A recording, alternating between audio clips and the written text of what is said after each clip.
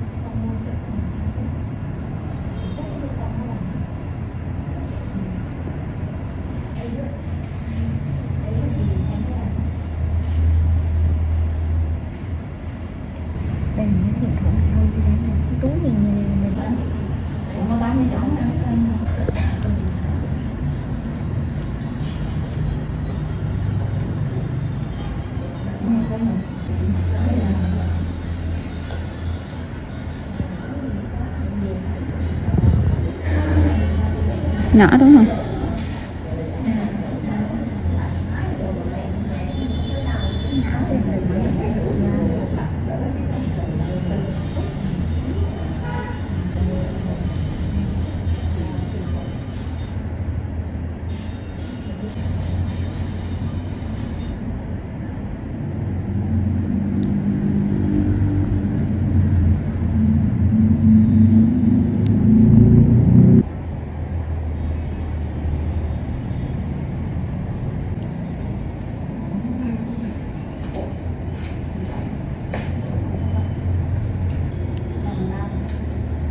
Mấy phút nữa là em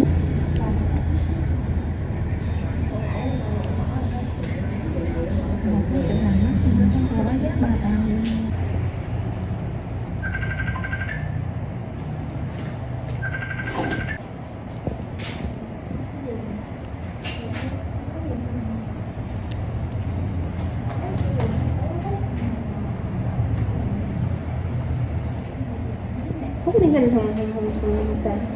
Phúc mài của chị à?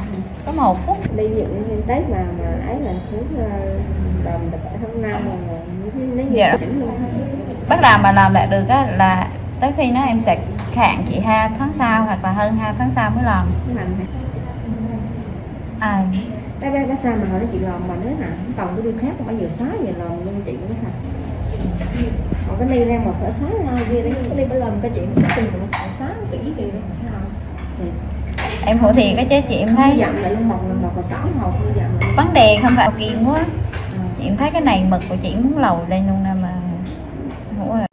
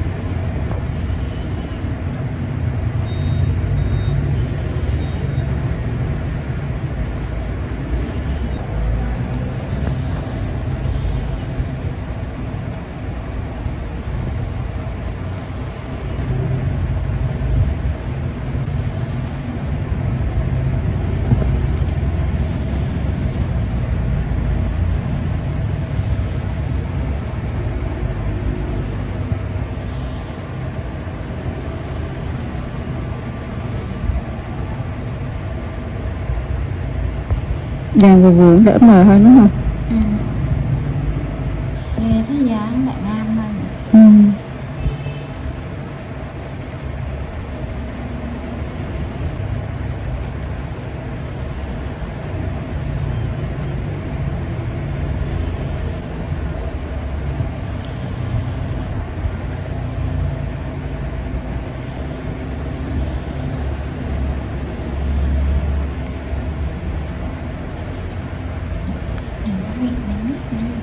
Rồi được.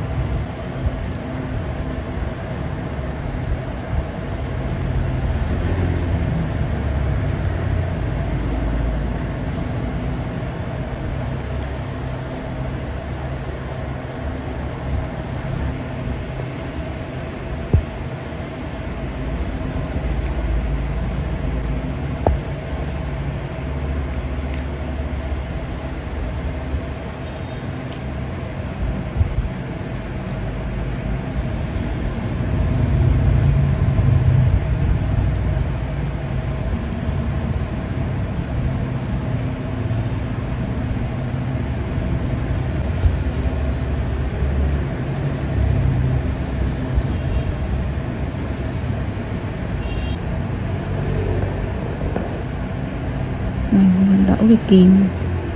Ừ? Mình đổ cái kim nó đùi này.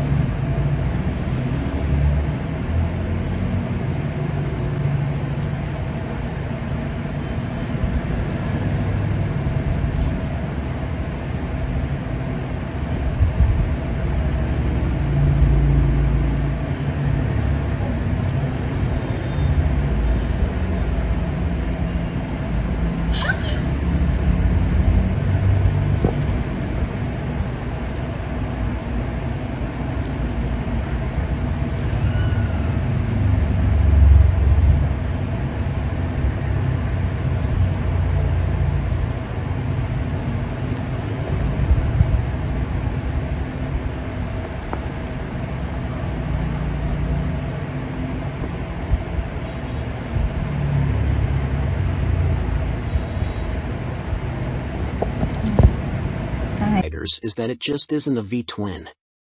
Instead a burbling flat 6 Honda GL 1500 Gold Wing motor seems to sanitized for most, too damn quiet. Sure, the Honda F6C Valkyrie's 100 brake horsepower motor is enough to send the thing whizzing along in unfeasible speeds, but it's easily out-accelerated by the Triumph Rocket 3, any old Yamaha VMAX and a whole boatload of rival power cruiser motorcycles these days. The Rune 1800 isn't really any faster. The Honda F6C Valkyrie rarely goes wrong, ever. It is a beautifully made motorcycle, with lavish chrome, thick paintwork and an engine that can cover 100,000 miles with basic oil/filter changes. The main problem with the motorcycle is keeping its hundreds of nooks and crannies clean. Double that cleaning time on the Honda Rune 1800. Our Honda Valkyrie FC6 owners' reviews show a very reliable bike, which is the norm for Hondas. For most of its life it was available as a personal import from the USA, and there aren't that many around, which keeps resale values high. Honda F6C Valkyrie motorcycles with the hard luggage touring kit on seem to be sought after. Buy a good used motorcycle and you can 5 years biking for about $2,000 in depreciation. The Honda Rune 1800 costs big bucks and is for lotto millionaires and poseurs only. Huge brakes, beefy forks and a proper two-person saddle are some of the useful features on the Honda F6C Valkyrie. It could use the reverse gear of the Gold Wing and there's no screen as standard on the Honda F6C Valkyrie. Naturally there's a whole phone book of accessories to be had, from both Honda and US aftermarket motorcycle accessory suppliers. Sci-fi bodywork on the Rune looks stunning. Welcome to BBC Motor Reviews channel. KTM 1090 Adventure, 2017 on review. The chassis copes with the extra power with ease, in fact it feels like it could handle a further 25 brake horsepower. The conventional 48mm WP forks and WP rear shock work straight out of the box. The forks are non-adjustable but on our test route that didn't pose any problems. A 170 section rear tire and the 1090's relatively low weight enable it to be hustled with ease. Boring it certainly isn't. Unfortunately, we had less than ideal conditions to test the new 1090 but wet riding did highlight the bike's rider friendliness and near perfect fueling at low speeds. There are 3 riding modes, Sport, Street, and Rain with an optional off-road setting. Each mode changes the engine characteristics and level of traction control intervention. Although it's called the 1090, the engine is the same 1050 cubic centimeters motor as used in the outgoing 1050 Adventure. In the old model KTM restricted it to 95 brake horsepower, but they've unleashed an extra 30 brake horsepower for the 1090. Pushing peak power to 125 brake horsepower and torque to 80.4 ft-lb. On the road it deals like KTM have thrown a bottle of vodka into the punch bowl along with a dozen cans of Red Bull. The 1090 is much livelier and more fun to ride yet still has the ease of use of the original 1050. Confusingly KTM also offer a 95 brake horsepower version of the 1090. Which can then be restricted further to 47 brake horsepower for those on an A2 license. KTM's LC8 engine is a proven motor by now, with few problems to report and KTM's Adventure family are well built. The 1090 Adventure comes in much cheaper than the more premium competition, without skimping on quality.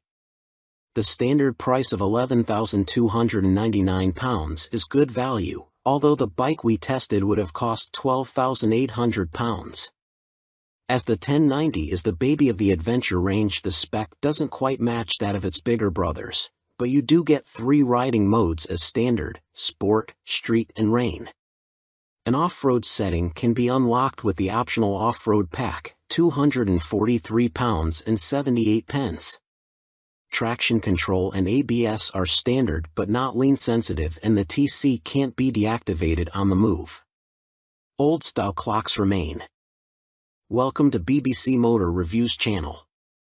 Cine Zakumo 125, 2022 on review. Priced at £2,599, the Akuma significantly undercuts the popular Honda MSX 125 Grom, which is its obvious target.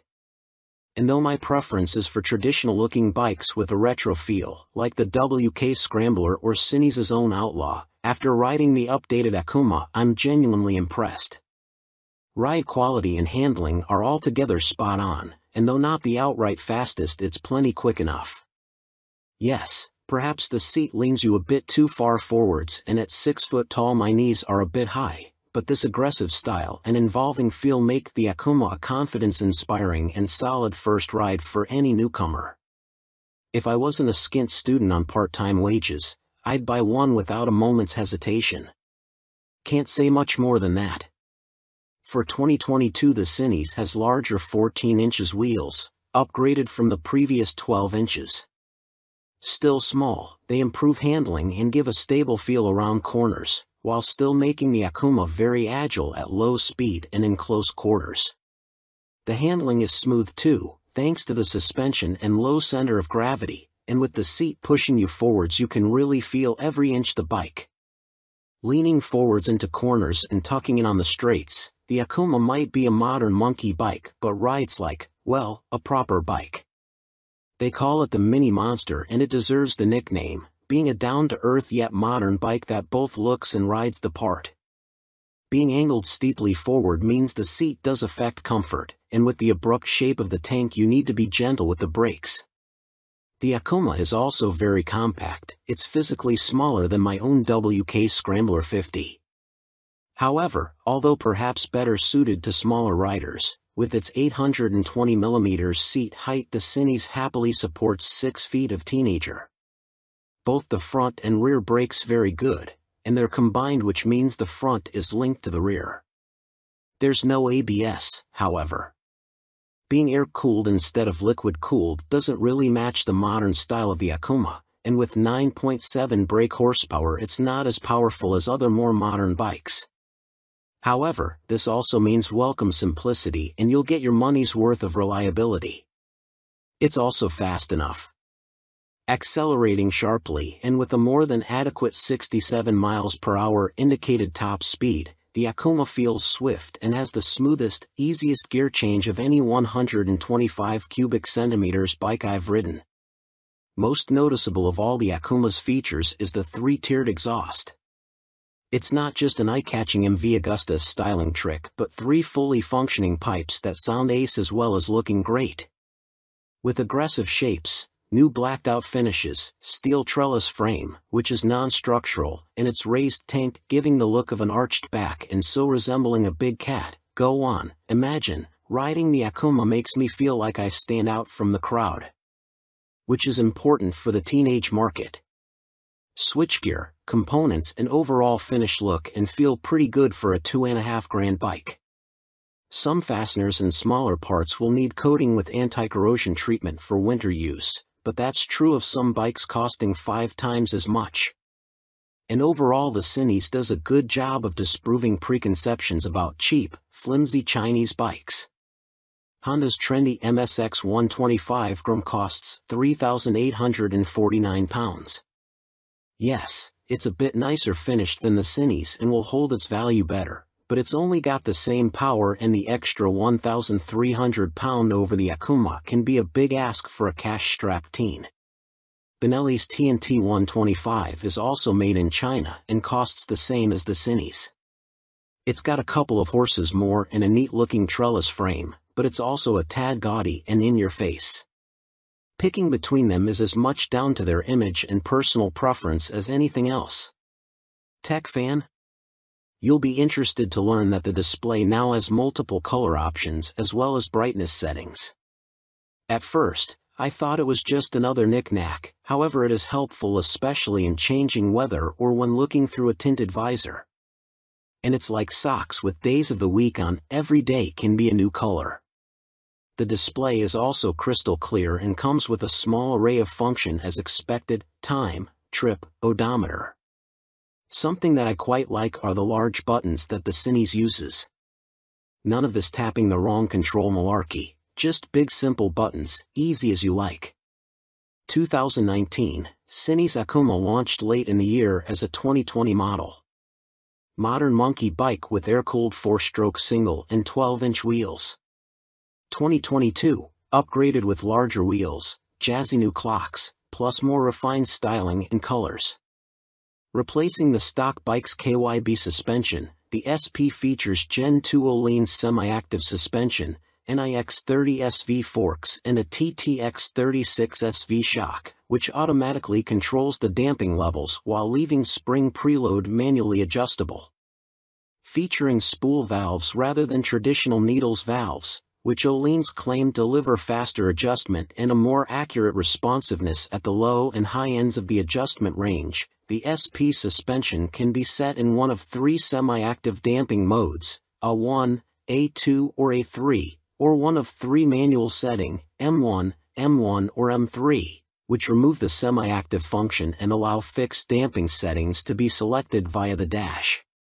An incredibly impressive system, the semi-active suspension responds to undulations in the road surface instantly, smoothing them out and making the SP feel like it is gliding over the bumps.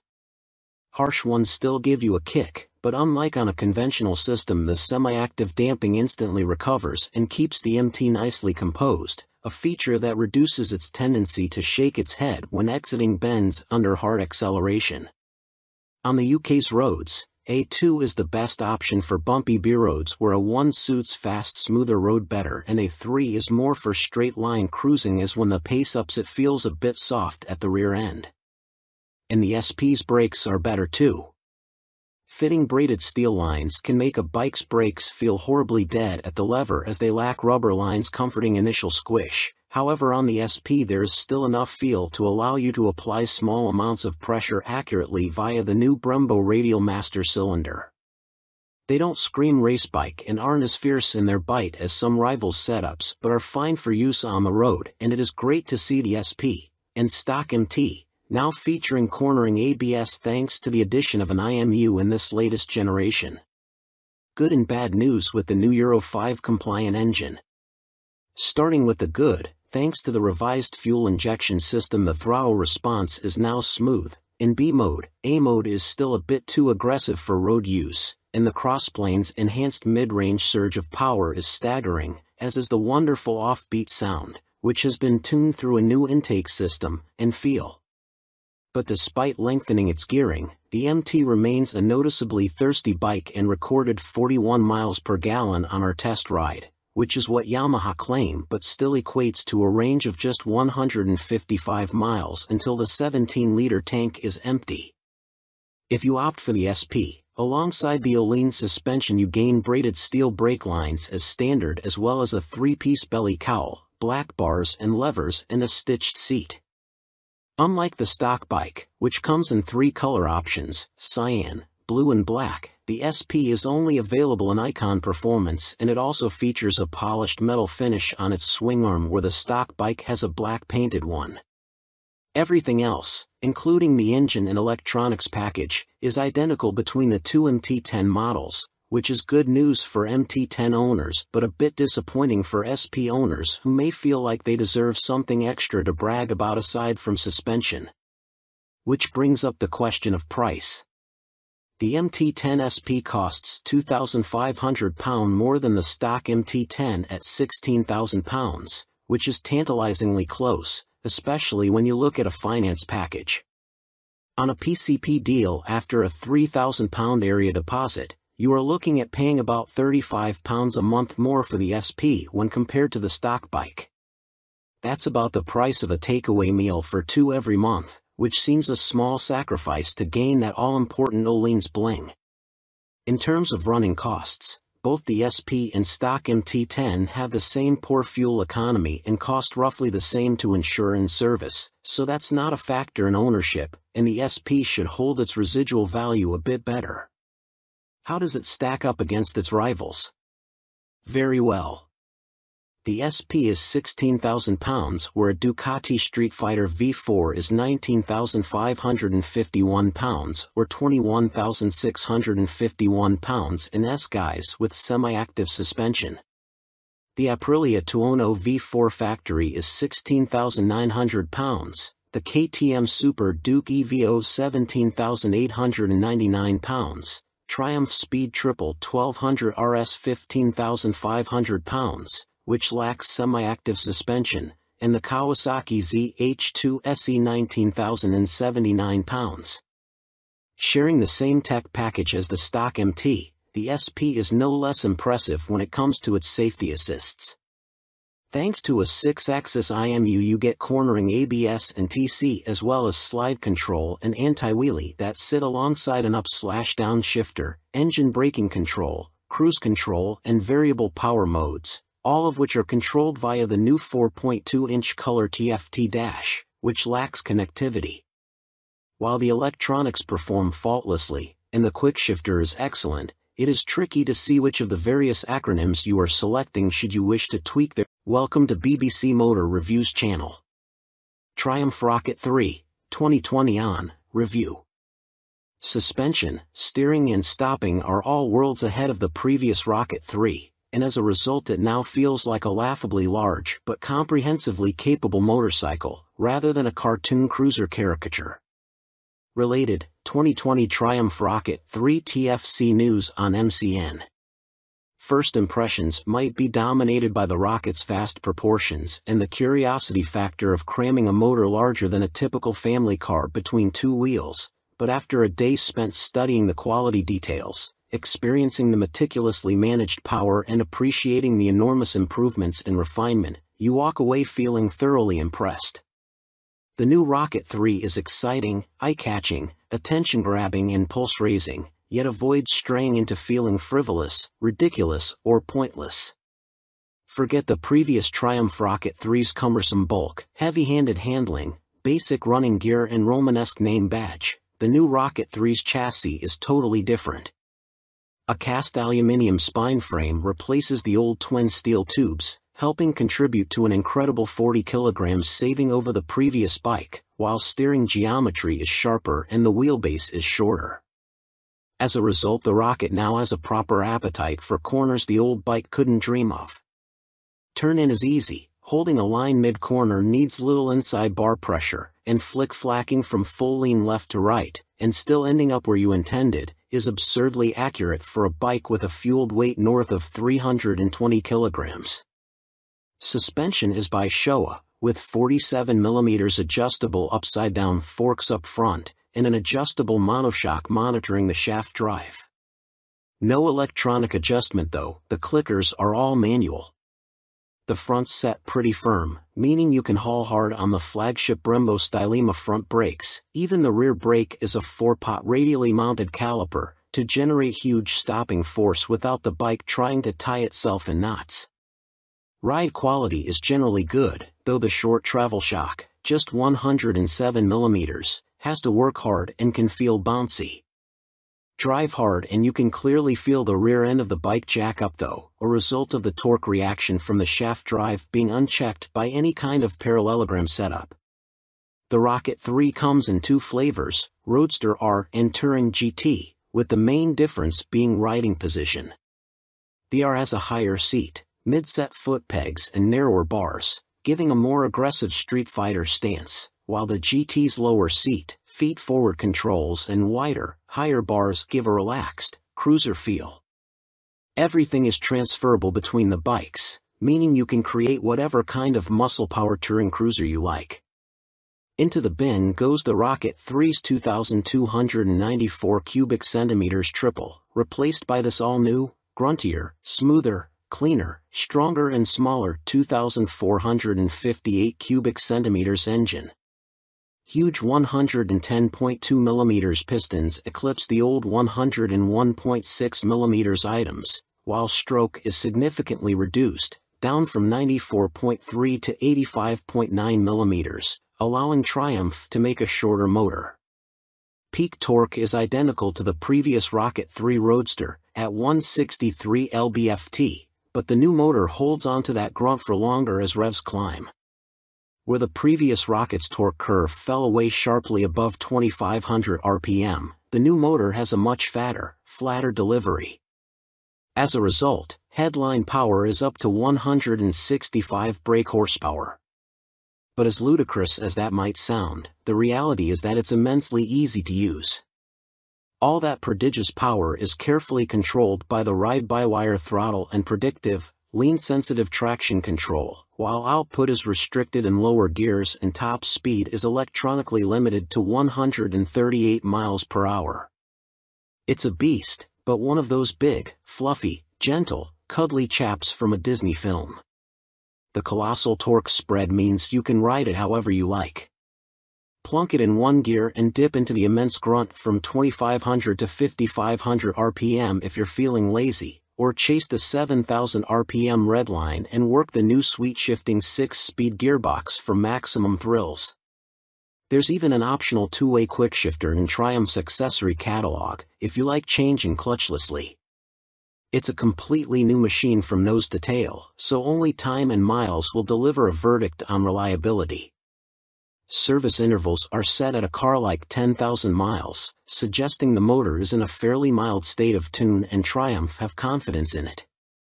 Looking over the bike in the metal, everything appears high quality, as you'd expect for 20,000 pounds. The exhaust headers are a particular highlight, the welds look neat, while the hydroformed curves are apparently a huge pain to produce. Everything seems tucked away neatly, there are no vulgar cables or hoses dangling about anywhere, and wiring runs inside the handlebars. Details like the Monza-style petrol, coolant and oil filler caps are pleasing, while the clever flip-out pillion pegs are a neat design. Our Triumph Rocket 3 owners' reviews show there have been some issues for some buyers, in particular corrosion, electrical and mechanical problems. Seemingly the rear brake can often stop working, for example, and needs attention from a dealer. Have a good read through before going for a test ride. Clearly it's not a cheap bike, though an ultra-capacity extreme muscle cruiser never was going to be. The Rocket 3R is 19,500 pounds on the road, that includes almost all the gadgets, apart from the two-way quickshifter and the heated grips. The GT version, which includes the heated grips, a fly screen and a pillion backrest, is 20,200 pounds. Both are roughly on a par with Ducati's Diavel 1260S, 20,041 pounds. A Harley-Davidson Fat Bob 114 starts at 15,825 pounds, but doesn't have a fraction of the Triumph's tech, torque, pose or poise. If you want to go properly left field, a Moto Guzzi MGX21 is 19,999 pounds. Running costs probably won't be any kinder on the wallet. Triumph claimed the motor returns 41 miles per gallon, but our test ride suggests it's closer to 35 miles per gallon. That 240 section, 16-inch rear tire isn't cheap either. Picking the bike up in March, I have had a headlight replaced under warranty, main beam sticking on, and the second which has really put me off was the rear brake losing all braking power. It has been back to my dealer who changed the fluid for a better one but was told that Triumph know there is an issue and they are working on it. I thought anything to do with brakes on a 163 pounds of torque monster would be the #1 agenda. First service only. The fuel economy is not bad so far, 43 to 45 miles per gallon. That is with occasional spirited riding thrown in. 2 stars is because after 6 months I was offered 13,500 pounds from the dealer to buy it back. Even WBAB offered considerably more, so not much faith in the brand and will likely be going back to BMW. Equipment. The Brembo brakes are top-notch. The stopping power and feel is superb, the ride comfort is less so.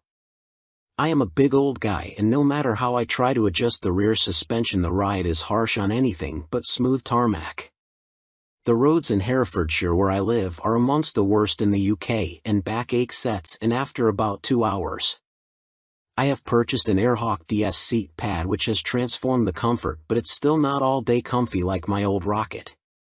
The tank is so wide you have to ride legs apart, which at motorway speeds the wind blast makes your hips ache trying to keep tucked in. In the end I made and fitted a pair of Perspex front fork air deflectors to solve the discomfort.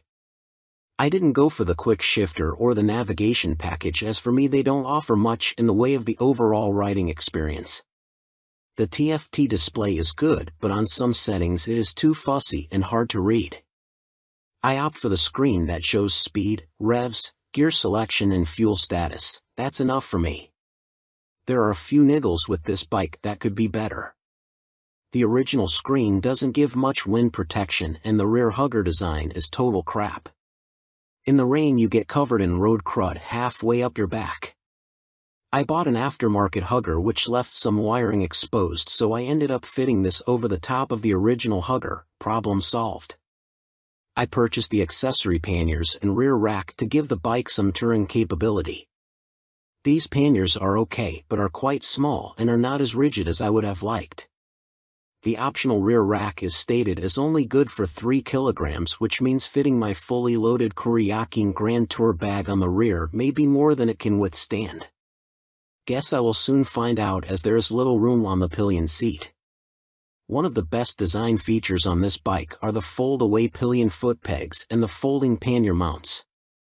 If anyone is thinking about buying this bike for some serious touring, then you will need a few aftermarket bits to iron out its touring limitations. Welcome to BBC Motor Reviews channel. Yamaha Fazer 600, 1998 to 2004, Review and Used Buying Guide. Related, Easy Fit Kit turns Yamaha Fazer 600 into retro race rep. In fact, since Yamaha stopped the FZS 600 Fazer's production in 2003, it has taken them until the launch of the Tracer 700 to replicate the Fazer's magic formula. However, in 1999 the Yamaha Fazer 600 was the best-selling bike in its class, and by 2002 the firm had sold over 83,000 units. There is a reason the Yamaha Fazer has such a strong following. As soon as its wheels start to turn you are right at home. It is ease personified, and most of this warm feeling comes from the wonderful motor. With the Fazer, Yamaha got the basics right, and that's what makes it such a great bike. The tank range is long, the seat comfortable, the fairing effective, the brake sharp and the motor strong in the mid-range and extremely reliable. The suspension may be a bit baggy, but if that's the Yamaha Fazer's only real fault 22 years after it was launched, then that's not bad going. Useful Yamaha Fazer 600 specialists include www.foc-u.co.uk and yamahaclub.com. Read on for our full used buying guide. Ride quality and brakes.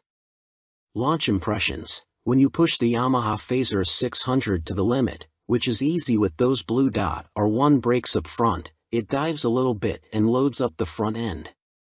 It waggles a bit, but the handling is generally confidence-inspiring, and if you take it steady you could ride to Budapest on a Yamaha FZS 600 Fazer and feel no severe aches or pains. Yamaha Fazer 600, what does it ride like now? With limited suspension adjustment, post-2000 models have variable damping in their forks. The Yamaha Fazer is a bit wobbly in the corners, and the Sumitomo calipers shared with the R1 quickly overwhelm the forks when you brake hard. But where on some bikes this is an annoyance, on the Fazer it makes you giggle and adds to the amusement factor. There's just under 100 brake horsepower in the Yamaha FZS 600 Fazer's detuned Thundercat 600 cubic centimeters, 4-cylinder engine, and that's plenty for backroad fun, as well as motorway commuting if needs be. The Yamaha FZS 600 Fazer delivers its power in a wide spread, and the 6-speed gearbox is there if you feel like playing tag with sports bikes. Yamaha Fazer 600, what's the drivetrain like now? The inline-4 is beautifully smooth and has that lovely mid-range pull you get with an old long-stroke unit. It's not revvy or buzzy like the FZ6's engine, it's just silky smooth and full of drive. The gearbox may be showing its age, the linkage is notoriously sloppy when worn, but it clunks into gear with a reassuringly solid feel, and the bike is more than happy to break the national speed limit when asked. The Yamaha Fazer is a fairly well-made motorcycle, and except for the black painted downpipes rotting away, or the brake calipers seizing up, the Yamaha Fazer doesn't suffer big problems. It can rack up very high miles with regular servicing. Apart from its thirst for fuel, it would make a great dispatcher's motorcycle. Yamaha Phaser 600 reliability. We've got a whopping 52 Yamaha Phaser 600 owners reviews on the site, and the bike scores 4.6 stars out of 5 overall, with the same score for build quality and reliability. This is an incredibly high score, meaning it's safe to say you can depend on the Phaser 600. Minor issues include the Phaser lacking more modern equipment such as more electronics, but this is an old bike now. You can't expect the world. Its value more than matches its spec. Yamaha Phaser 600 common problems. Early ignition barrels aren't very strong. Check it works smoothly and that the ignition key works the fuel cap and seat lock. The headlight bracket bends if the bike is in an accident and few people replace it, so always check the fairing looks square on the bike. The steel swing arm can trap water and rot around the chain adjusters, so inspect this area well for any obvious rust damage. The Phaser has a 110/70 front tire and as a result tire choice is limited. You can fit a 120/70, but this can interfere with the mudguard. Yamaha Phaser 600, a mechanic's take. By Chris Spinks, Chief Instructor, Metropolis Training School. The key factor when buying a used FCS 600 Phaser is seeing if it goes into second gear. First gear on the Phaser is quite short and the jump to second puts a lot of strain on the gearbox. This can cause the second gear selector fork to bend and that leads to a really stiff change and eventually a broken gearbox. On a cheap bike such as a used Phaser, that can write the bike off as replacing it is not economically viable as a complete gasket kit costs £500. That said, when I destroyed my Phaser's gearbox on a track day, I bought a new motor for £400 and swapping them over was fairly simple. The sprocket retaining nut is a classic Phaser fault and well documented. The nut comes loose, the sprocket slides off the shaft and then sits on the threaded part of the output shaft. People think the clutch is gone and rev the motor, which causes the sprocket to strip all the threads off the shaft. You can slide the sprocket back on and spot weld it in place, but you need to be careful not to overheat the seals. As long as you fit the nut correctly using the locking washer you should be fine, although Yamaha did release a deeper threaded nut and this sorts the issue. The lights on the Phaser are poor, but on the 1998 9 model the bulb vibrates and creates a white powder that fills up the lenses. This is impossible to remove and makes the light even worse. Some owners change the lume to convert the Phaser to twin headlights, which is very easy, but you need to tilt the main beam down or it will fail an MOT. After 15,000 miles the shock will be duff. I'd recommend getting the forks rebuilt and buying an aftermarket shock. Don't be tempted to go for a stiff fork springs. I've found softer ones works better. When it comes to the finish, the paint likes to flake off from the engine's fins, so don't jet wash the engine, and check the downpipes. The motor is totally bulletproof, but the cam chain tensioner can need changing and it is a nightmare to get to. At the end of the day, a well-looked-after Phaser is a brilliant buy and totally reliable. At the training school we would see them cover over 65,000 trouble-free miles with only oil changes. Extrema Makeover, Aprilia put the RS660 on a diet for a limited edition focused model. Alongside the surprise launch of their 2023 BX450, Bimota have shed more light on supercharged Tessie Tourer currently in development. Now officially called the Terra, we first caught glimpse of the bike as a basic design sketch at the 2021 EICMA show, with a spokesperson for the Rimini firm later confirming to MCN that it would be powered by the 4-cylinder motor found in Kawasaki's Ninja H2SX range. Never before have Bimota been present in this market segment, Bimota COO, Pierluigi Marconi, said in a statement. No one has this much fun and function in one package. The Terra is an attention grabber that will act like a halo for Bimota by attracting further consumer attention to our impressive vehicle lineup, he continued. Although details remain scarce, Bimota have gone into some depth on the new steering system, which sits diagonally between a front subframe and the front wheel. There are no front forks like a conventional motorcycle, which should aid front-end stability and the ability to trail brake into a corner. This is because braking forces are kept away from the front suspension, leaving it free to deal with bumps in the road. These systems can reduce front-end feel though. Until now, Tessies were only made for the sports segment. Marconi told MCN at EICMA 2021, "We'd like to put the Tessie name to adventurers, tourers, and bikes like that. Our philosophy is to have two lines of bikes," he added. One is the Tessie line and one is for more traditional models. We like to follow the two concepts, because although a Tessie chassis has a lot of advantages, for some riders it is still too much of a novelty.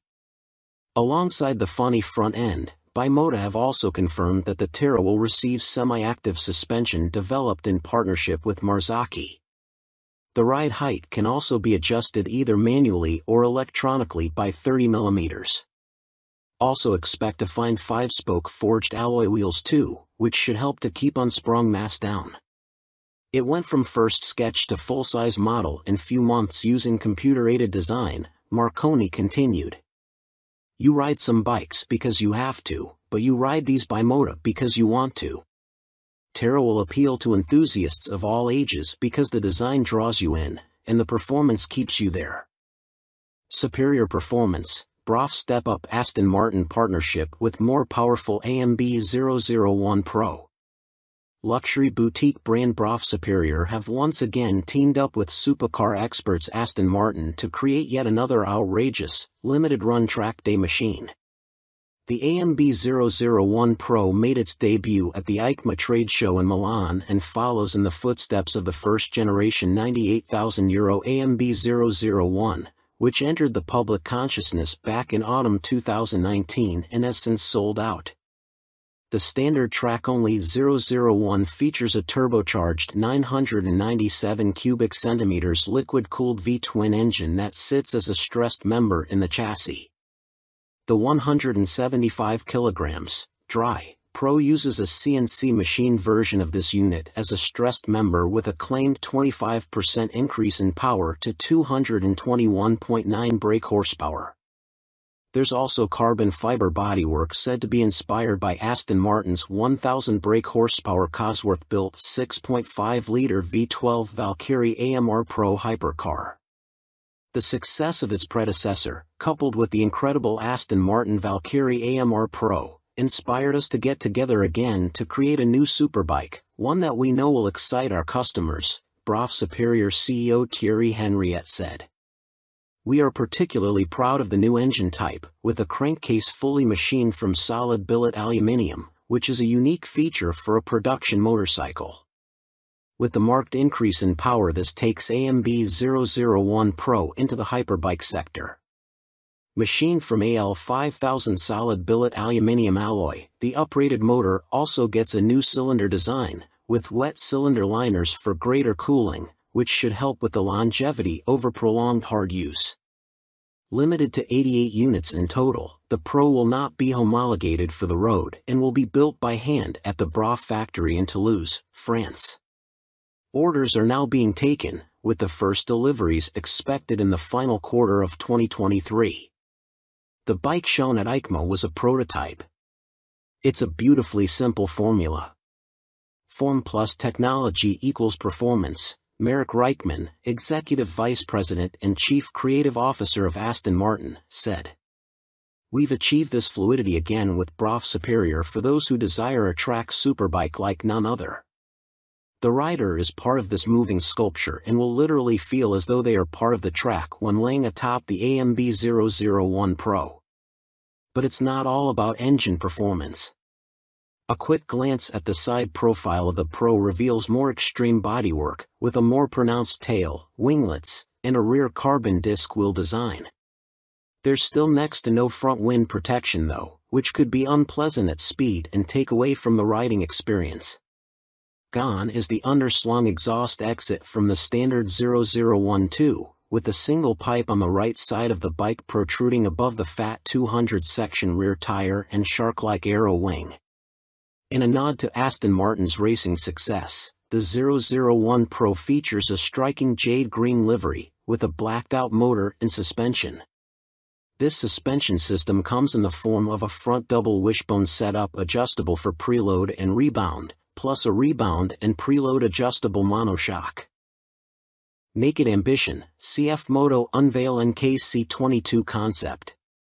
CF Moto weren't short of new bikes to show us at the EICMA trade show in Milan, including this naked roadster concept called the NKC22. The bike uses an 800 cubic centimeters parallel twin engine, presumably the same KTM 790 lump used in KFMoto's 800 metric tons models, but wrapped in a lightweight, sporty chassis. This concept version is covered in forged carbon bodywork with an engine fairing that doubles up as an aerodynamic wing. Front forks are heavy-duty upside-down units and look to be fully adjustable, while at the back a stylish single-sided swing arm holds a rear wheel blanked off with carbon inserts. CF Moto reside at the economical end of the motorcycle market, and so even this concept version gets J.1 brakes rather than the full Brembos used on last year's track-focused SRC21 concept.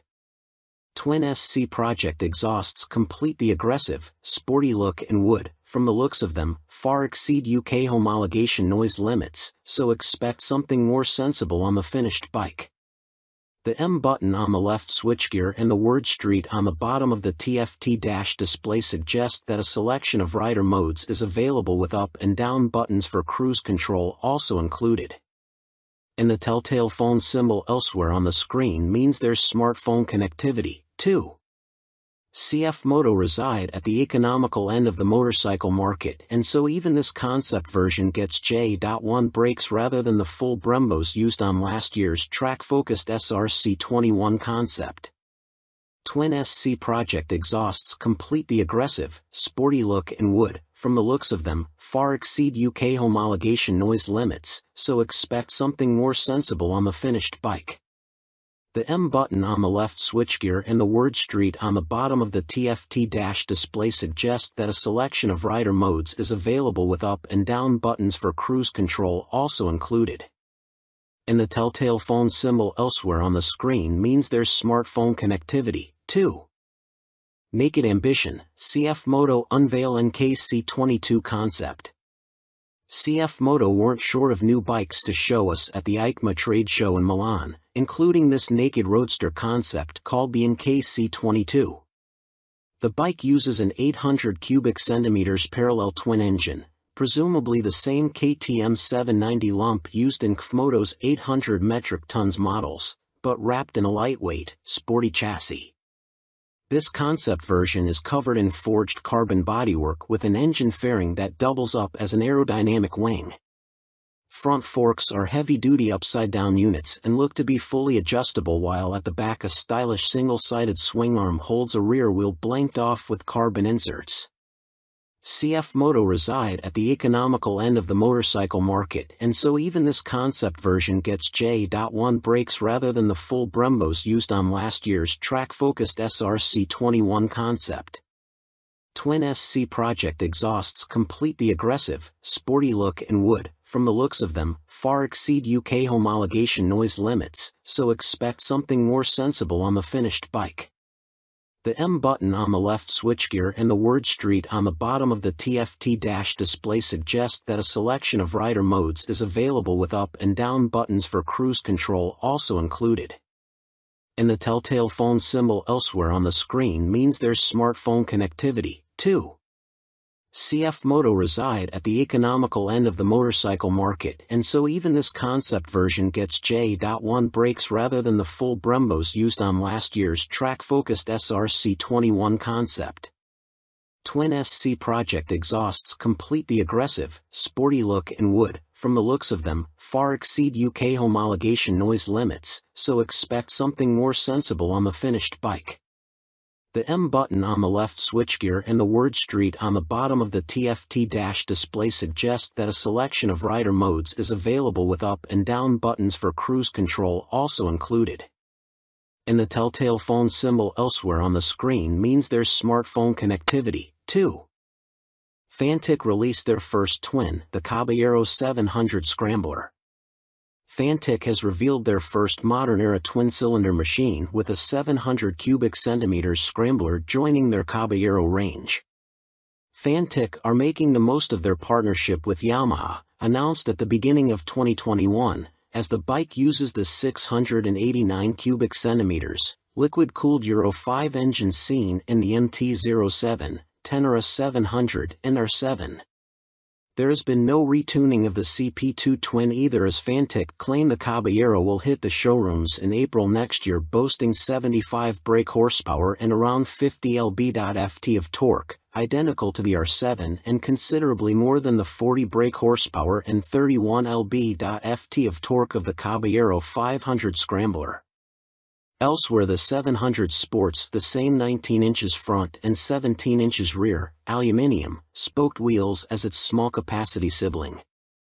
The engine sits in a single backbone-style frame made from CRMO steel attached to an aluminium swing arm, giving it a wheelbase of 1,460 mm, 35 mm longer than the 500 version.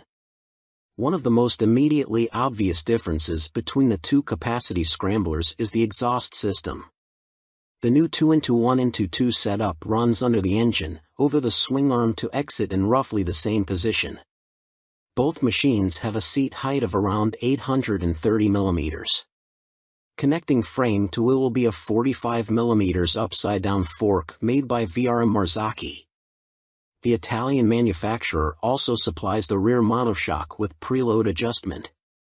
Brembo is the manufacturer of choice for the calipers, with a 4-piston unit gripping the 330 mm front disc and a 2-piston, 245 mm setup on the rear. In another first for Fantic, cornering ABS will be standard on the 700. The system will sense the bike's lean angle and fine-tune the braking response accordingly. Traction control also makes its debut to the Fantic lineup, with both rider aids and 3 rider modes, road, off-road and custom, manipulated via a 3.5 inches TFT display with Bluetooth connectivity. A 14-liter fuel tank may be a little on the small side, although the claimed 180 kilograms curb weight should prove competitive when it comes to commuting or a bit of backlane scratching. An expected price tag of around £9,000 may put some off, although stylish looks, proven engine and handling potential could tempt many. Stuart Prestige. By Stuart Prestige. All-weather rider with a penchant for long tours and hours in the saddle. You may also like. Honda released £30,000 limited edition McGuinness 100th TT Start replica Fireblade SP. Who do you think you are, John McGuinness? Well, now you really can live out your TT fantasies, as Honda reveal they will build 30 examples of this CBR 1000RR Fireblade SP John McGuinness 100th TT Start Replica Edition in celebration of the road racing legend's phenomenal accomplishments on the island.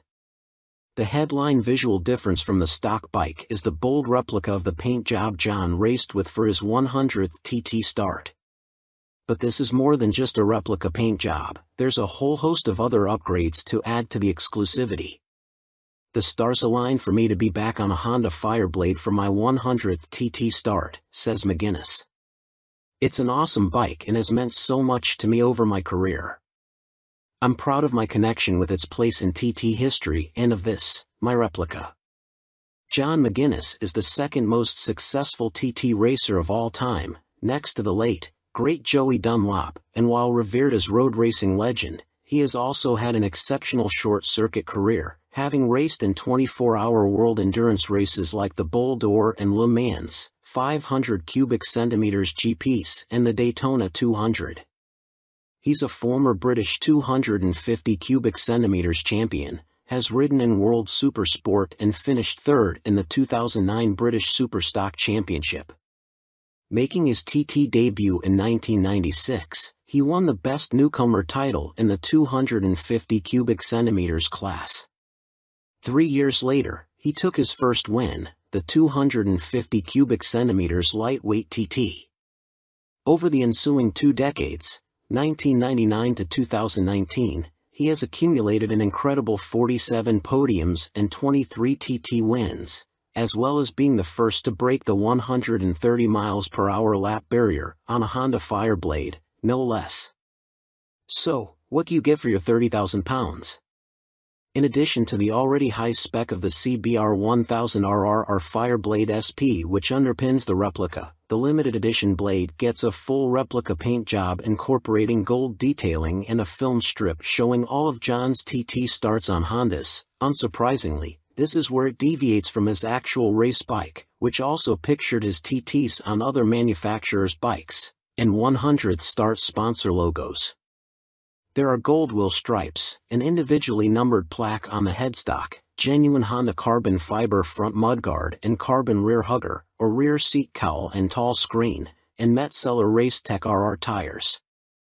On startup there's a Ring of Fire screen animation as the display loads, and 30th anniversary logos on the smart key and laser engraved on the Akrapovic muffler, marking the machine's special place in Honda history.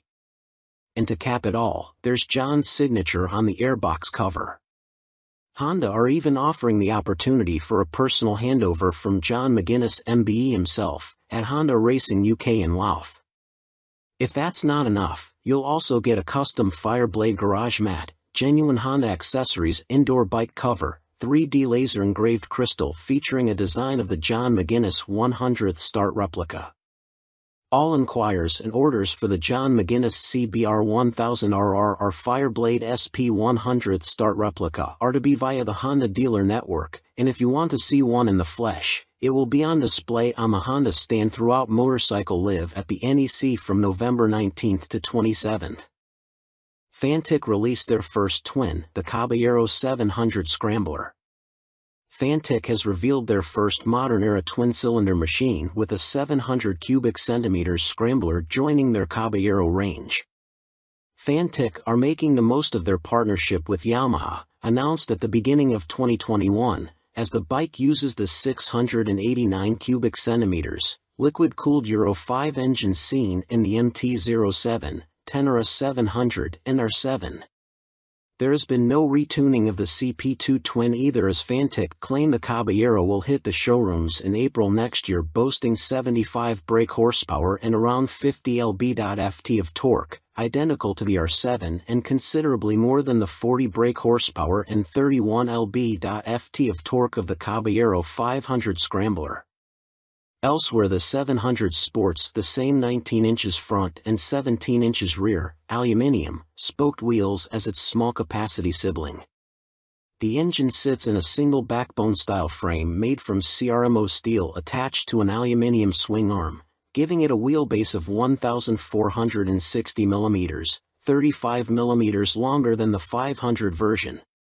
One of the most immediately obvious differences between the two capacity scramblers is the exhaust system. The new 2-into-1-into-2 setup runs under the engine, over the swing arm to exit in roughly the same position. Both machines have a seat height of around 830 mm. Connecting frame to wheel will be a 45 mm upside-down fork made by VRM Marzocchi. The Italian manufacturer also supplies the rear monoshock with preload adjustment. Brembo is the manufacturer of choice for the calipers, with a 4-piston unit gripping the 330 mm front disc and a 2-piston, 245 mm setup on the rear. In another first for Fantic, cornering ABS will be standard on the 700. The system will sense the bike's lean angle and fine-tune the braking response accordingly.